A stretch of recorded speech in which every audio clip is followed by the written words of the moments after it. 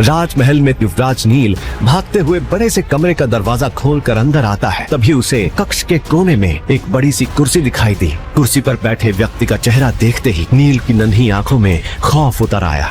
पिताश्री! महाराज वीरेंद्र के मुंह से खून की धार बह रही थी और उनका चेहरा पूरी तरह से नीला पड़ चुका था। नील, मेरे बच्चे, तुम आ गए। आपको क्या हुआ है पिताश्री? मैंने तुम्हें एक किताब दी थी और तुमने उसे पूरी तरह से समझ लिया है। हम इस बारे में बाद में भी बात कर सकते हैं, पहले हमें वैद्य जी के पास चलना चाहिए। उसके लिए बहुत देर हो चुकी है बेटा। क्या आप इस बात को मानते हैं कि इस जीवन में आपके साथ जो कुछ भी हो रहा है, अच्छा या बुरा, वो सब पहले से ही निर्धारित है? हमारा बिताया हुआ हर पल आने वाले कल का संकेत देता है। हमारी नियति हमें हमारे निर्धारित परिणाम तक पहुंचा ही देती है। ये कहानी है नील वायुपुत्र की, जिसे नियति ने बना डाला युवराज से एक गुलाम, और फिर उस गुलाम को बना डाला इस युग के सबसे बड़े महायुद्ध का एक सर्वशक्तिमान योद्धा। लेकिन कैसे? ये कहानी है सुंदर नगर राज्य की। करीब 1200 साल पहले सप्त सिंधु के उत्तरी क्षेत्र पर सुंदर नगर का ही शासन था। सुख, समृद्धि और ऐश्वर्य से भरपूर सुंदर नगर पर सबकी नजर थी। लेकिन वक्त बदलते देर नहीं लगती। नियति के चक्र से न आम इंसान बच पाता है, न राजा और न ही कोई राज्य। अचानक राक्षसों की एक बड़ी फौज ने सुंदर नगर पर हमला कर दिया। वो लड़ाई इतनी भयानक थी कि पूरी धरती लाशों से ढक गई। राक्षसों ने सभी ताकतवर योद्धाओं को बेरहमी से मार डाला। कई प्रतिभाशाली युवाओं को तो वो जिंदा ही निकल गए। वो दृश्य इतना भयानक था कि उसके बारे में सोचकर ही किसी की भी रूह कांप जाए। अपनी तबाही का मंजर देखते हुए सुंदर नगर की उम्मीद तब जगी पाई जब न जाने कहां से एक दिव्यात्मा प्रकट हुए। वो थे ऋषि भृगु। उन्होंने सभी राक्षसों को अपनी पवित्र श्वेत अग्नि से जलाकर भस्म कर दिया और सुंदर नगर को तबाह होने से बचा लिया। उसके बाद भृगु ऋषि ने राज परिवार के वर्तमान राजा को 2 दिव्य औषधीय गोलियां और जीवन के सूत्र नामक एक पुस्तक देते हुए कहा, हे राजन, इस पुस्तक में दिव्य शक्तियों के सूत्र हैं। इस पुस्तक की रहस्यमयी दिव्य शक्तियों को जागृत करने वाला व्यक्ति संपूर्ण मानव जाति का कल्याण करेगा। उनके द्वारा कहे गए ये शब्द बादलों में होती गर्जना की तरह पूरे क्षेत्र में गूंज उठे। तब से लेकर अब तक पीढ़ी दर पीढ़ी कई लोगों ने उस पुस्तक को पढ़ा, लेकिन कोई भी उसमें लिखी किसी भी तरह के दिव्य सूत्र को खोजने में सफल नहीं हुआ। फिर कई सालों बाद वायुपुत्र के परिवार के वंशज वीरेंद्र वायुपुत्र ने महाराज बनकर सुंदर नगर की बागडोर संभाली और अपनी निष्ठा और ईमानदारी के साथ उसे उत्थान की ओर ले चले। परंतु उनके धूर्त भाइयों को महाराज वीरेंद्र वायुपुत्र की तरक्की रास नहीं आ रही थी।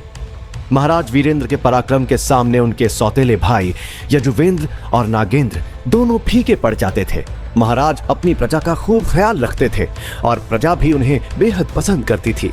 महाराज सुंदर नगर की प्रतिष्ठा को वापस ऊंचाइयों पर ले जाने की हर मुमकिन कोशिश कर रहे थे। यहाँ तक कि पास के शक्तिशाली श्यामल साम्राज्य के सम्राट बिंदुसार भी महाराज वीरेंद्र से रिश्ता गहरा करने के लिए राजी हो गए थे, जिसके चलते उन्होंने अपने परिवार की किसी एक बेटी की शादी सुंदर नगर के युवराज से करने का वचन दिया था। लेकिन साथ ही महाराज वीरेंद्र के खिलाफ पनप रहा था एक षड्यंत्र। लालच और ईर्ष्या की आग में जलते दोनों भाई नागेंद्र और यजुवेंद्र कई सालों से महाराज के खिलाफ एक चाल चल रहे थे और आखिरकार वो दोनों महाराज वीरेंद्र को मार डालने का षड्यंत्र रचने लगे।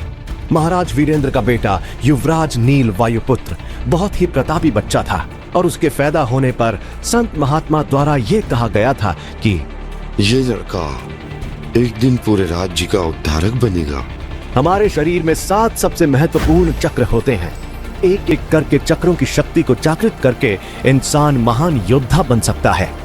मात्र 13 वर्ष की आयु में नील वायुपुत्र अपने पहले और सबसे मुश्किल चक्र यानी मूलाधार चक्र के शिखर पर पहुंच गया था। सबको लगता था कि नील वायुपुत्र अपने पिता के नक्शे कदमों पर चलते हुए सुंदर नगर को नई बुलंदियों पर पहुंचाएगा। महाराज भी नील को छोटी उम्र से ही अपने साथ राज्य के कार्यों में शामिल किया करते थे। पता नहीं क्यों, लेकिन नील को कभी भी अपने दोनों चाचा कुछ ठीक नहीं लगते थे और उसे यह भी समझ नहीं आता था कि उनकी धूर्तता को महाराज नजरअंदाज क्यों कर देते हैं। श्यामल साम्राज्य के सम्राट के साथ संधि महोत्सव करने के बाद सुंदर नगर में भी उत्सव का माहौल था। राजमहल में युवराज नील भागते हुए बड़े से कमरे का दरवाजा खोलकर अंदर आता है। तभी उसे कक्ष के कोने में एक बड़ी सी कुर्सी दिखाई दी जिस पर कोई बैठा था, लेकिन उसकी तरफ पीठ होने के कारण वो कुर्सी पर बैठे व्यक्ति का चेहरा नहीं देख पा रहा था। कुर्सी पर बैठे व्यक्ति का चेहरा देखते ही नील की नन्ही आंखों में खौफ उतर आया। उसकी आंखें फटी की फटी रह गई और वो जोर से चिल्लाया, पिताश्री! पिताश्री! महाराज वीरेंद्र के मुंह से खून की धार बह रही थी और उनका चेहरा पूरी तरह से नीला पड़ चुका था। ऐसा लग रहा था जैसे महाराज को घातक जहर दिया गया हो। नील, मेरे बच्चे, तुम आ गए। आपको क्या हुआ है पिताश्री? मैंने तुम्हें एक किताब दी थी, क्या तुमने उसे पूरी तरह से समझ लिया है? हम इस बारे में बाद में भी बात कर सकते हैं, पहले हमें वैद्य जी के पास चलना चाहिए। उसके लिए बहुत देर हो चुकी है बेटा। नील, याद रखना, तुम हमारी आखिरी उम्मीद हो बेटा। इससे पहले कि वो अपनी बात पूरी कर पाते, अचानक उनके शरीर ने प्राण छोड़ दिए। पिताश्री! इतने में सैनिकों की एक टुकड़ी राजमहल के उस कमरे में प्रवेश करती है और साथ ही राजा के जैसे कपड़े पहने हुए नागेंद्र और यजुवेंद्र वायुपुत्र आते हैं। अपने पिता की मृत्यु पर रोते हुए बिलखते नील पर वो जरा सी भी दया नहीं दिखाते और सैनिकों को नील को कैद करने का आदेश देते हैं। उनके षड्यंत्र से अनजान मासूम नील झंझलाकर बोला, छोड़ो मुझे, मैंने कुछ नहीं किया है, मुझे नहीं मालूम पिताश्री को किसने मारा। उसकी इस बात पर यजुवेंद्र जोर जोर से ठहाका लगाकर हंसने लगा। दिल तो करता है कि तुझे अभी जान से मरवा डालूं, लेकिन कितना मासूम है तू। मैंने क्या गुनाह किया है? मैंने कुछ नहीं किया है। चाचा जी, पिताश्री को वैद्य जी के पास ले चलिए ना, शायद वो इन्हें ठीक कर देंगे। नील यजुवेंद्र के आगे गिड़गिड़ाने लगा। इस पर यजुवेंद्र ने बोला, तेरा गुनाह यह है कि तू एक गद्दार का बेटा है। तेरा बाप तो मर चुका है, इसलिए अब उसके गुनाहों की सजा तू भुगतेगा। तू एक कैदी का जीवन बिताएगा कि तू रोज हमसे मरने की भीख मांगेगा। तभी पीछे खड़ा नागेंद्र एक तिरछी मुस्कान के साथ कहता है, अगर तेरी बहन नीलिमा सप्त सिंधु आश्रम ना गई होती तो उसे मैं खुद अपने हाथों से सजा देता। उसकी ये बात सुनकर यजुवेंद्र और वहां मौजूद उनके खास आदमी जोर जोर से हंसने लगे। नील ने जब ये बात सुनी तो उसका खून खौल गया और एक झटके से नील ने सैनिकों से खुद को छुड़वाया।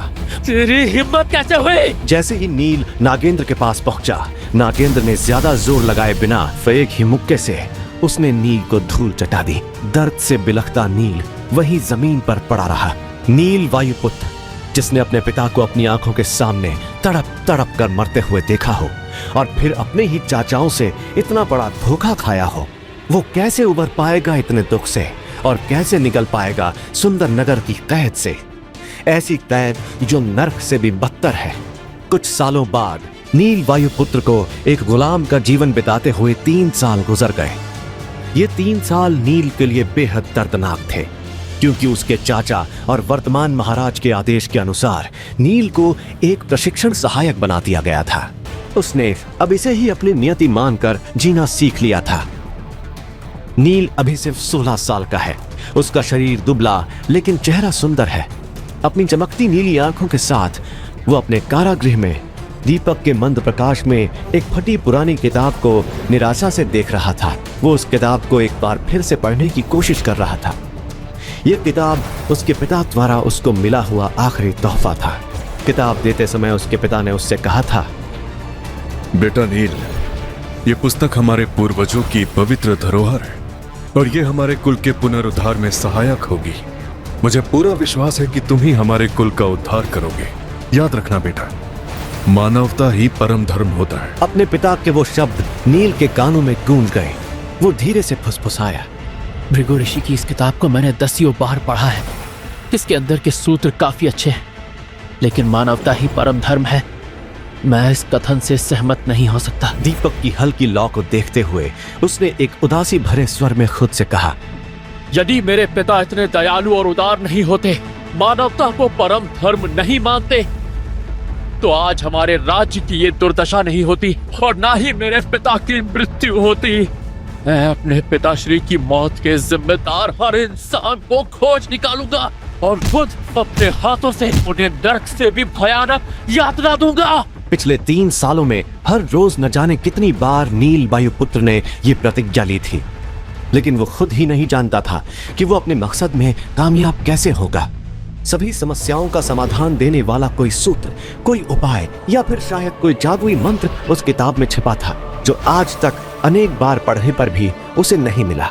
लेकिन नील हार नहीं मानता और उस नन्हे दीपक की रोशनी में एक बार फिर किताब पढ़ने लगता है। क्या है नील की नियति?